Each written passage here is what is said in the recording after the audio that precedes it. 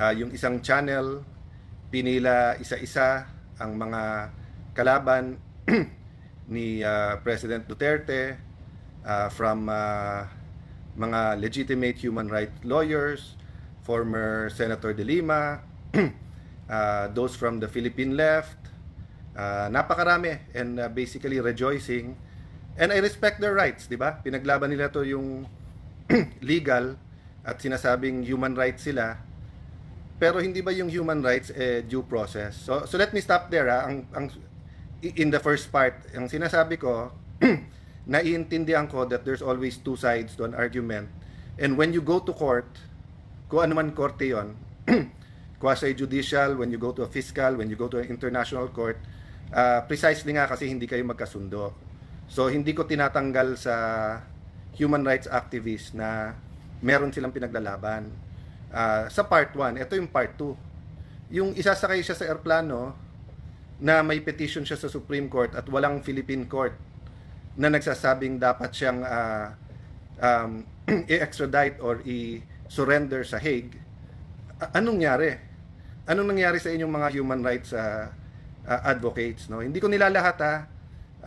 Kayo sa Ateneo Human Rights, alam niyong mahal ko kayo. Part ako niyan. Sa Supreme Court, marami tayong pinaglaban. Pero tama ba yon? Sasakay na lang siya sa airplano tapos dadalhin doon. May petition siya sa Supreme Court. Walang korte, ni isang korte sa Pilipinas na verify muna yung warrant of arrest na yan. Hindi ba nangyari na sa atin dati yan na may extradition from the US at nilitigate pa dito? So yun po ang sinasabi ko kanina na pray for the country, we're in a crossroad, pray for the PNP, pray for our courts, pero may pinaka-minimum. Ang pinaka-minimum is due process and letting everyone avail of the legal remedies. Hindi pwedeng may korte sa ibang bansa, huhulihin mo tapos isasakay mo na lang sa aeroplano. So, eto po tanong ko sa inyo. Paano kung sitting Supreme Court Chief Justice, sitting Speaker, sitting Senate President, sitting cabinet member, sitting president ng ating bansa, may isang international court na naglabas, yung PNP, huhulihin nyo na lang, sasakay nyo na lang sa aeroplano, aalis na sa ating bansa. Diba? So, yung president, napaka-importante kung anong pinapakita natin sa lahat. So, sa akin, I continue to pray tonight. I appeal to everyone involved. Sinabi natin sa lahat, mahinahon, wag mapusok ang damdamin. Pero hindi ibig sabihin no, na pabayaan na lang natin kung may injustice na nangyayari. So, yun ang challenge ko ngayon sa mga human rights advocates. Hindi ba nung nasa DFA ako, kahit we disagree, pinaglalaban ko na makapagsalita kayo sa mga foreign, sa mga ibang bansa, sa mga embassy, sa human rights sa Geneva. Winelcome namin kayo. Sinabi ko sa mga embassy doon, kahit we don't agree, pasalitain sila. O, di ba may due process? So, I understand na happy kayo na may warrant of arrest. Happy din kayo na makakasuhan and the former president will now have to face that.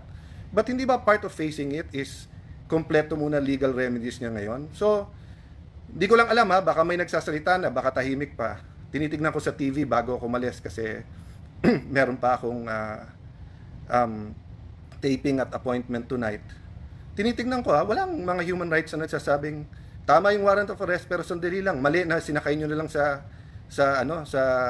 airplano at padadala nyo sa ibang bansa. Yung ang PNP pagka may hinuli, di ba, na aktivista, sabay-sabay na lahat ng mga human rights activists na ba't nyo hinuli, give them kailangan may abogado sila, kailangan due process, nabasahan sila and everything ganyan, no? So kanina binasahan ng Miranda rights, may warrant of arrest. So okay 'yon. Pero yung isasakay mo sa aeroplano, anong korte sa Pilipinas ang nag-order noon? 'Di ba? So fellow lawyers, it doesn't matter if we're pro-admin, pro-Duterte, neutral, etc.